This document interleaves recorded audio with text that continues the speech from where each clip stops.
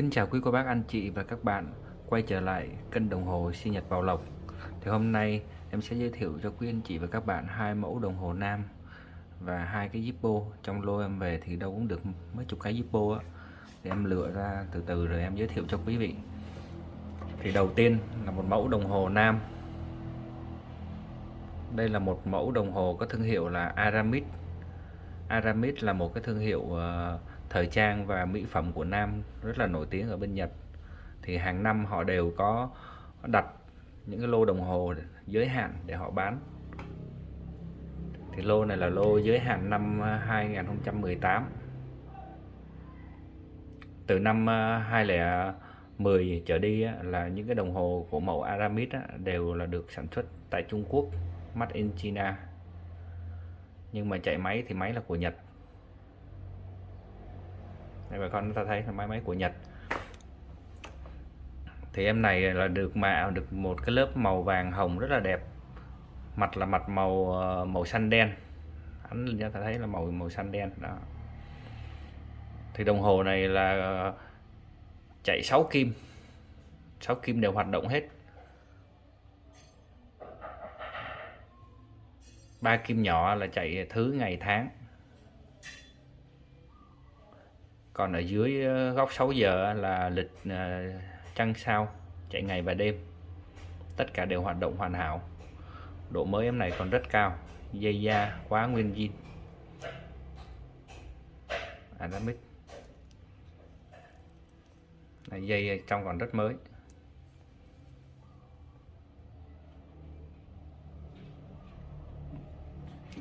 Thì em này có size mặt là 38. Em này có một cái form tròn, nó hơi vát ở hai cái góc nên thấy nó không phải là hình tròn.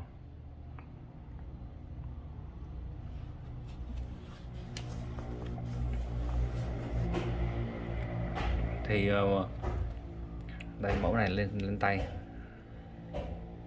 Tay em là tay 17.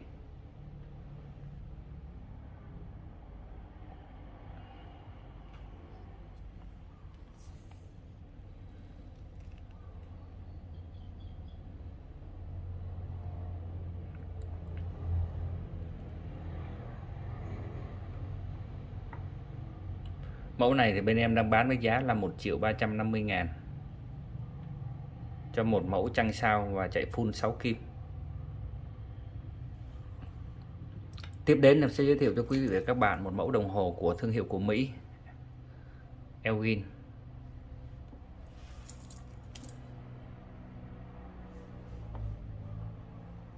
Em này là dummy 2 màu, thép không rỉ, khóa rất là chắc chắn, khóa cài và khóa bấm. Em này có cái kính là được vát góc đó, cho ta thấy nè, như viên hộp xoàn vậy. Và ở góc 3, 6 và 9, 12 là có đính 3 viên đá tự nhiên. Em này là em năng lượng mặt trời.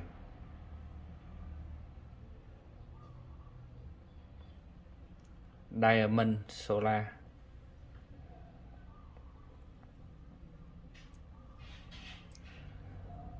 Dây khóa em này là nguyên zin.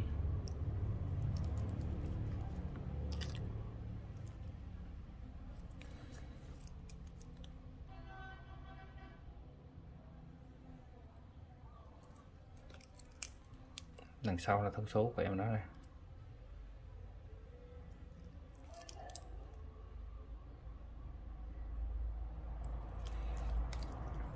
Em này là pin năng lượng mặt trời, bên em cũng đã kiểm tra thử rồi, nói chung chạy tốt.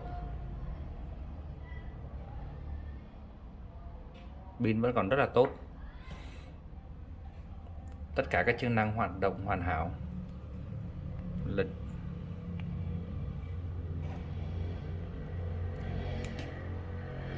vẫn nhảy rất tốt. Lịch là cho chỉnh 2 chiều luôn.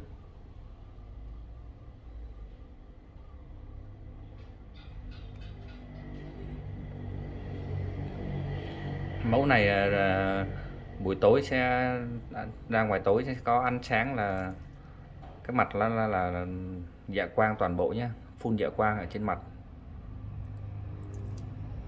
dây thép rất là chắc chắn. Em này có size là 37. Thì mẫu này bên em đang bán với giá là 1.050.000. Quá rẻ cho một em Elgin đang còn chạy hoạt động tốt. Tiếp đến em sẽ giới thiệu cho quý vị và các bạn hai cái Zippo.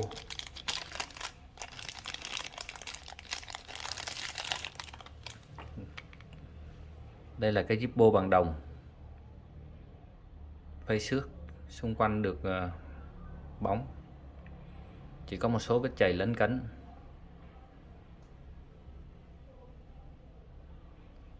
Nắp vào hộp rất còn khít. Ở đây thì có một số cái cấn do vận chuyển, nhưng mà khi chúng ta xài một thời gian rồi thì nó sẽ bóng thì nó sẽ hết mấy cái vết này.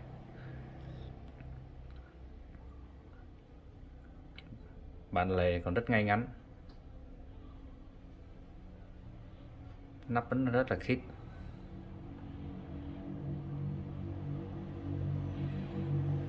Em này được sản xuất năm 2020.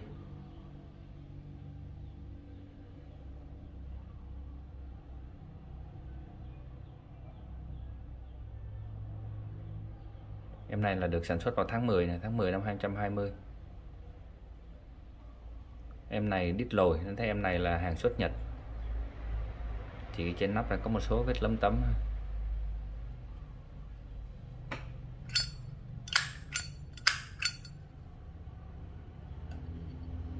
Ở trong còn rất là mới, ít sử dụng, chứng tỏ Zippo là rất ít sử dụng. Chốt chứ cái đang còn sáng.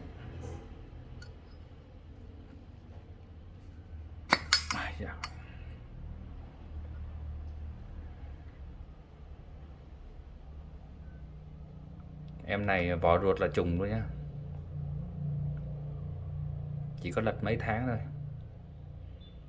Vỏ trong cũng mạ một lớp màu đồng rất là đẹp.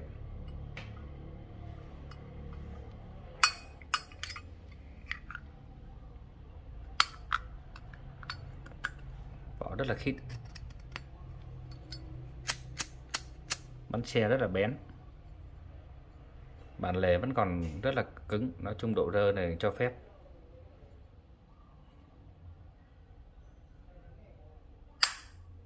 Tiếng kêu bên này cũng khá là hay, mở nhẹ thôi. Đó. Thì với một em tình trạng như thế này, bên em đang bán với giá là 750.000 để cho chúng ta mua về để mồi thuốc hoặc để sưu tầm.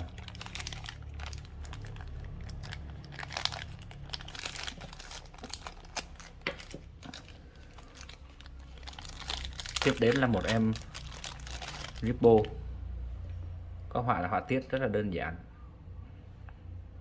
Đây nó có cái chữ gì đây?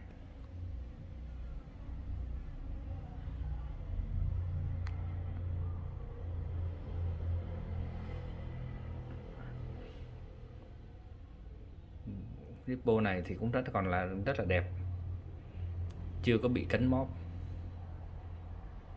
bản lề nó còn ngay ngắn.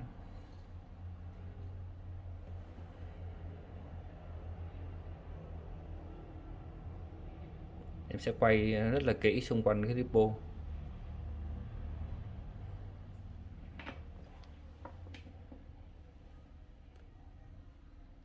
Em này là được sản xuất năm 2010, cũng là Zippo xuất Nhật. Em này có một cái màu xám ghi, phây xước ở trên vỏ, lớp nước sơn phủ còn rất là đẹp. Chỉ có bị một số cái giống như do thời gian thôi.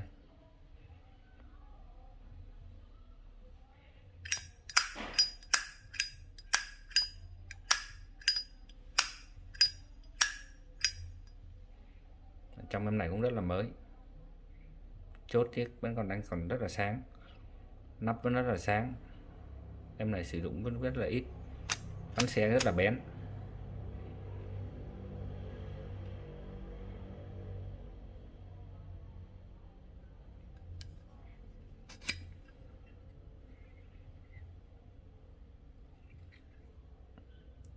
Em này cũng trùng ruột 210.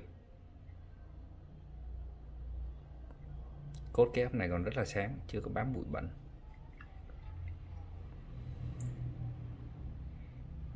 Ốc vít đang còn sáng.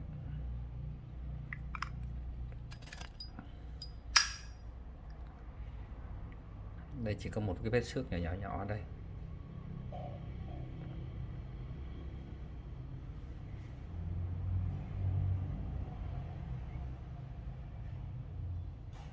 Thì mẫu này bên em đang bán với quý vị với giá là 850.000. Anh chị và các bạn có nhu cầu thì xin liên hệ qua số điện thoại trên màn hình hoặc là nhắn tin qua Zalo. Xin cảm ơn quý cô bác anh chị và các bạn.